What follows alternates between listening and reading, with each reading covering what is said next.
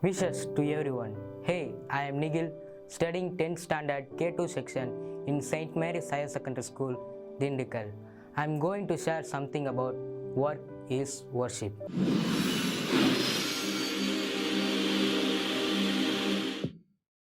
It is a proverb that means if you belong to any faith, Christianity, Hinduism or Islam, and work devoutly and be a human person and don't do any harm to anyone. In other words, what you think, what you speak, what you imagine, these are the things worthy of your worship.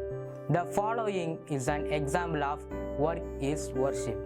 A soldier who guards our nation border for a month without visiting a church, a temple or a mosque will be blessed by God more than any one of us. It indicates work is indeed worship. In our early days, we have heard about a story, the ant and the lazy grasshopper. In that story, we realize that ant is working harder than the grasshopper. But we also have to realize that ant is working hard daily and constantly. Now we are the students. We have to work hard for our education daily and constantly.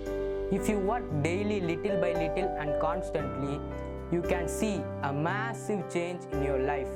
Your life will be in the forward phase and you will be the topper in your future.